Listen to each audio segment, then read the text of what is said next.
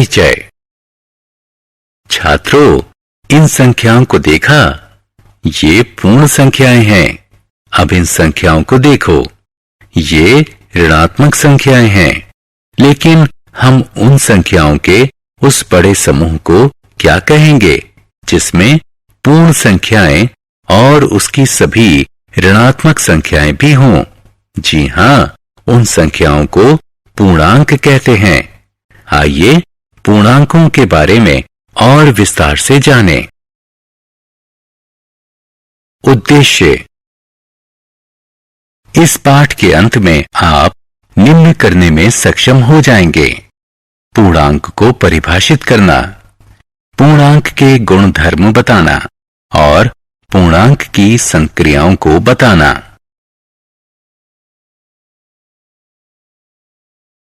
पूर्णांकों का गुणधर्म। छात्रों, यदि हम दो पूर्ण संख्याओं को जोड़ें तो योग क्या होगा? आइए देखें। रोहन के पास 6 गेंदें हैं। उसके मित्र सोहन के पास 5 गेंदें हैं। उनके पास कुल मिलाकर कितनी गेंदें हैं? जी हाँ, उनके पास कुल 11 गेंदें हैं। इस उदाहरण से हम देख सकते हैं कि दो पूर्ण संख्याओं का जोड़ भी एक पूर्ण संख्या होती है। हम देख सकते हैं कि पूर्णांक का जोड़ पूर्णांक ही प्रदान करता है। अतः पूर्णांक योग संक्रिया के नियम के सापेक्ष संवृत्त होते हैं। रीना को देखो, उसके पास 5 चॉकलेट्स हैं। यदि वो 3 चॉकलेट्स अपने भाई को दे देती है तो उसके पास अब कितनी चॉकलेट बचेगी? जी हाँ, आप सही हैं। उसके पास 2 चॉकलेट्स बचेंगी। इस उदाहरण से हमने देखा कि दो पूर्णांकों का व्यवकलन भी एक पूर्णांक होता है। अतः पूर्णांक व्यवकलन की संक्रिया के नियम के सापेक्ष संवृत्त होते हैं। सामान्य तौर पर किन्हीं भी दो पूर्णांकों को a और b के लिए a जमा b एक पूर्णांक होता है। इसी प्रकार किसी भी दो पूर्णांकों a और b के लिए a घटा b एक पूर्णांक होता है। पूर्णांकों का गुणधर्म। आइए अब एक दूसरे गुणधर्म को जानें। यह क्रम विनिमयता का गुण है। यह 10 रुपए का नोट है। यदि हम इसमें 2 रुपए का एक सिक्का जोड़ दें तो हमें 12 रुपए प्राप्त होंगे। अब 2 रुपए का एक सिक्का लीजिए और इसमें 10 रुपए का एक नोट जोड़िए। हमें पुनः 12 रुपए ही प्राप्त होंगे। या हम इसे 10 जमा 2 बराबर 12 के रूप में लिख सकते हैं और 2 जमा 10 बराबर 12 भी। दोनों ही स्थितियों में उत्तर समान रहेगा। इसका अर्थ है कि पूर्णांकों को किसी भी क्रम में जोड़ा जा सकता है। अतः पूर्णांकों का योग क्रम विनिमयता के नियम का पालन करता है।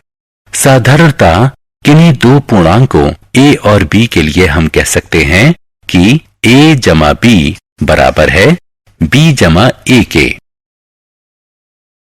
पूर्णांकों का गुणधर्म। छात्रों, क्या 5 घटा कोष्ठक में घटा 3 बराबर है कोष्ठक में घटा 3 घटा 5 के? जी नहीं, क्योंकि 5 घटा कोष्ठक में घटा 3 बराबर 5 जमा 3 बराबर 8 और कोष्ठक में घटा 3 घटा 5 बराबर घटा 3 घटा 5 बराबर घटा 8। अतः हम कह सकते हैं कि व्यवकलन की संक्रिया क्रम विनिमयता के गुण का पालन नहीं करती। अब इस उदाहरण को देखें। हम पूर्णांकों घटा 3 घटा 2 और घटा 5 को लेते हैं। कोष्ठक में घटा 5 जमा कोष्ठक में घटा 3 जमा कोष्ठक में घटा 2 और कोष्ठक में घटा 5 जमा कोष्ठक में घटा 3 जमा कोष्ठक में घटा 2 को देखिए। पहले योग में कोष्ठक में घटा 3 और कोष्ठक में घटा 2 को एक साथ रखा गया है और दूसरे में कोष्ठक में घटा 5 और कोष्ठक में घटा 3 को एक साथ रखा गया है। दोनों ही स्थितियों में हमें परिणाम घटा 10 प्राप्त होता है। यह दर्शाता है कि पूर्णांक योग की संक्रिया में साहचर्य के गुण का पालन करते हैं। साधारणतः किसी भी पूर्णांक a, b और c के लिए हम कह सकते हैं कि a जमा कोष्ठक में b जमा c बराबर कोष्ठक में a जमा b जमा c के। योज्य तत्समक। योज्य तत्समक। जब हम शून्य को किसी पूर्ण संख्या से जोड़ते हैं तो हमें वही पूर्ण संख्या प्राप्त होती है। शून्य पूर्ण संख्याओं की एक योज्य तत्समक है। इसी प्रकार यदि हम शून्य को पूर्णांकों से योग करें तो हमें वही पूर्णांक प्राप्त होते हैं। साधारणतः किसी भी पूर्णांक के लिए a जमा शून्य बराबर a बराबर शून्य जमा a होता है। आत्म मूल्यांकन। उचित कथन के लिए सही या गलत पर क्लिक करें।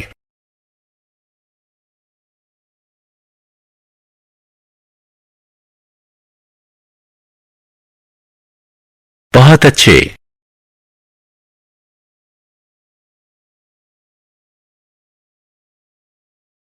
बहुत अच्छे।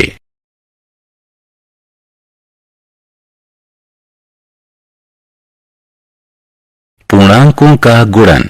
हम जानते हैं कि पूर्ण संख्याओं का गुणन पुनरावृत्ति योग होता है। उदाहरण स्वरूप 2 जमा 2 जमा 2 बराबर 3 गुणा 2 बराबर 6। इसी प्रकार पूर्णांकों का गुणन भी पुनरावृत्ति योग होता है। उदाहरण स्वरूप कोष्ठक में घटा 5 जमा कोष्ठक में घटा 5 जमा कोष्ठक में घटा 5 बराबर 3 गुणा कोष्ठक में घटा 5। इसलिए 3 गुणा कोष्ठक में घटा 5 बराबर घटा 15। आइए अब धनात्मक और ऋणात्मक पूर्णांकों का गुणनफल ज्ञात करें। पहले 6 और 4 का गुणा करें और गुणनफल के आगे ऋण का चिन्ह लगा दें। हमें घटा 24 प्राप्त हुआ। इसी प्रकार 5 गुणा कोष्ठक में घटा 4 बराबर घटा कोष्ठक में 5 गुणा 4 बराबर घटा 20।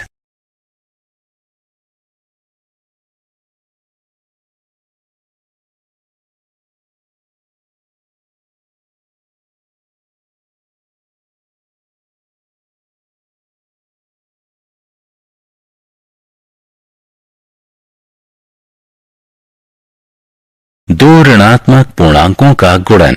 दो ऋणात्मक पूर्णांकों का गुणनफल एक धनात्मक पूर्णांक होता है।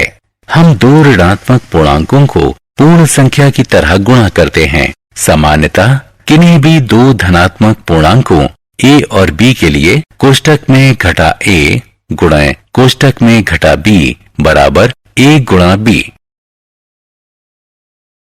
3 या ज्यादा ऋणात्मक पूर्णांकों का गुणन। इन उदाहरणों को देखिए। पहले उदाहरण में 2 ऋणात्मक पूर्णांकों का गुणन हुआ है। दूसरे उदाहरण में 3 ऋणात्मक पूर्णांकों का गुणन हुआ है। तीसरे उदाहरण में 4 ऋणात्मक पूर्णांकों का गुणन हुआ है और चौथे उदाहरण में 5 ऋणात्मक पूर्णांकों का गुणन हुआ है।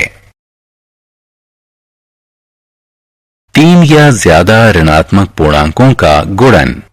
इन गुणनों से हमने देखा कि 2 ऋणात्मक पूर्णांकों का गुणनफल धनात्मक पूर्णांक है। 3 ऋणात्मक पूर्णांकों का गुणनफल ऋणात्मक पूर्णांक है। 4 ऋणात्मक पूर्णांकों का गुणनफल धनात्मक पूर्णांक है। हम देख सकते हैं कि पहले और तीसरे उदाहरण में गुणा किए गए ऋणात्मक पूर्णांकों की संख्या सम क्रमशः 2 और 4 थी। इसलिए 1 और 3 में प्राप्त गुणनफल धनात्मक है और 2 एवं 4 उदाहरण में गुणा किए गए ऋणात्मक पूर्णांकों की संख्या विषम थी। इसलिए 2 एवं 4 में प्राप्त गुणनफल ऋणात्मक पूर्णांक है। अतः हम कह सकते हैं कि गुणन में ऋणात्मक पूर्णांकों की संख्या यदि सम हो तो गुणनफल धनात्मक पूर्णांक होता है, और यदि गुणन में ऋणात्मक पूर्णांकों की संख्या विषम हो तो गुणनफल ऋणात्मक पूर्णांक होता है।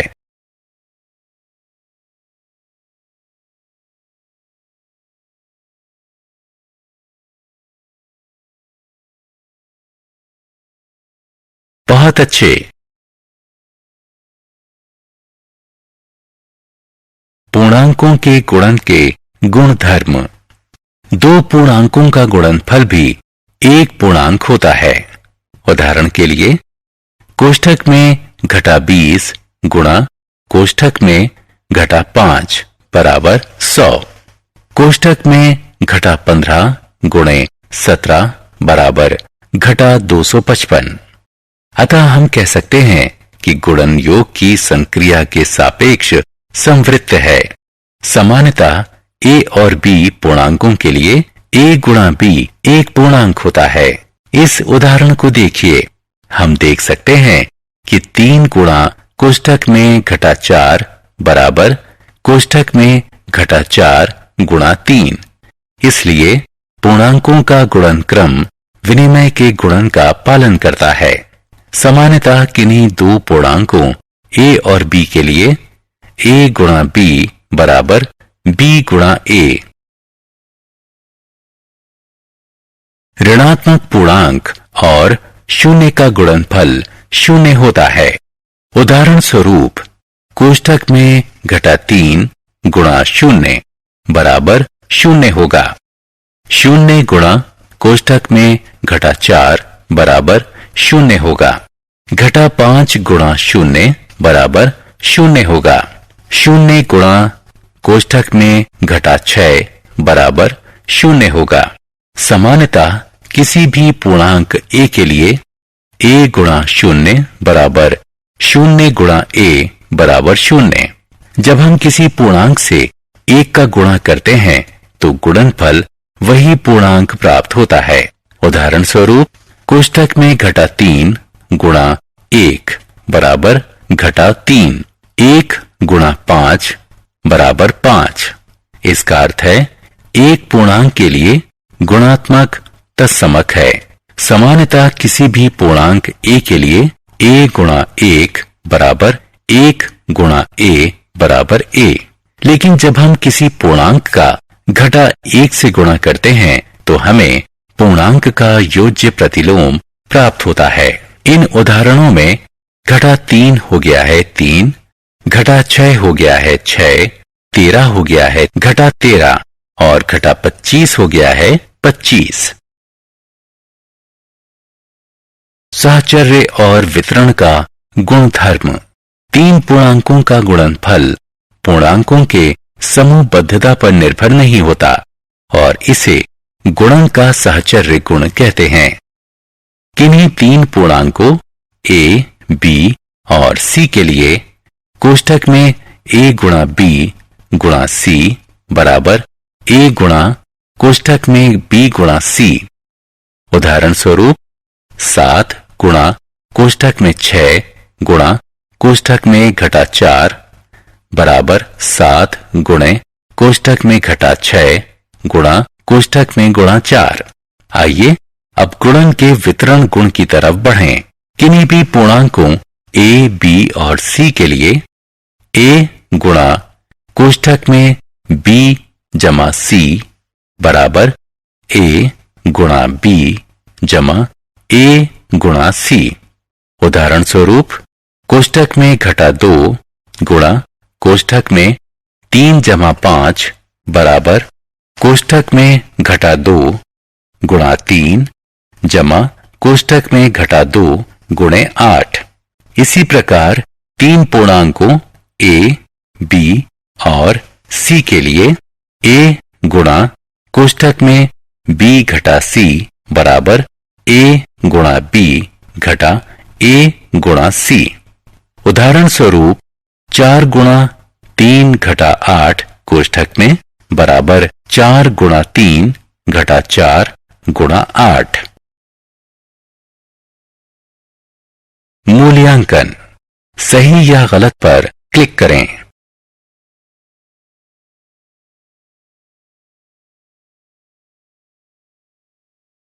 बहुत अच्छे,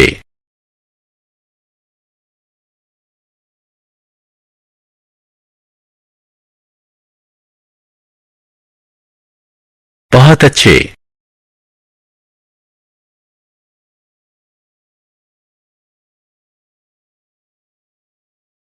भाग। हम जानते हैं कि भाग गुणन की व्युत्क्रम संक्रिया है, क्योंकि 3 गुणा 5 बराबर 15, इसलिए 15 भाग 5 बराबर 3 और 15 भाग 3 बराबर 5। जब हम ऋणात्मक पूर्णांक को एक धनात्मक पूर्णांक से भाग देते हैं तो हम उनका भाग पूर्ण संख्याओं की तरह करते हैं और उनके भागफल के आगे एक चिन्ह लगा देते हैं। इस प्रकार हमें एक ऋणात्मक पूर्णांक प्राप्त होता है। सामान्यतः किन्हीं दो धनात्मक पूर्णांकों a और b के लिए a भाग कोष्ठक में घटा b बराबर कोष्ठक में घटा a भाग b, जहां b 0 के बराबर नहीं है। भाग का गुणधर्म। भाग क्रम विनिमय के गुण का पालन नहीं करता। उदाहरण स्वरूप कोष्ठक में घटा 8 बटा कोष्ठक में घटा 4, कोष्ठक में घटा 4 बटे कोष्ठक में घटा 8 के बराबर नहीं है। 0 द्वारा किसी पूर्णांक में भाग देना अर्थहीन है और 0 को 0 के अतिरिक्त अन्य किसी पूर्णांक से भाग देने पर भागफल 0 आता है। किसी भी पूर्णांक को 1 से भाग देने पर भागफल वही पूर्णांक होता है। उदाहरण स्वरूप कोष्ठक में घटा 8 बटा 1 बराबर है कोष्ठक में घटा 8 के। कोष्ठक में घटा 11 बटा 1 बराबर है कोष्ठक में घटा 11 के। किंतु किसी पूर्णांक को घटा 1 से भाग दिया जाए तो गुणनफल वही पूर्णांक नहीं होगा। उदाहरण स्वरूप घटा 8 कोष्ठक में बटा कोष्ठक में घटा 1 बराबर है 8 के। 11 बटा कोष्ठक में ऋण 1 कोष्ठक में घटा 1 बराबर है घटा 11 के। सारांश। हमने जो कुछ सीखा है उसे संक्षेप में दोहराएं। पूर्णांक संख्याओं का सबसे बड़ा संचयन है जो पूर्ण संख्याओं और उसकी ऋणात्मक संख्याओं के योग से बनता है। यदि a और b पूर्णांक हैं तो a जमा b और a घटा b भी पूर्णांक होंगे।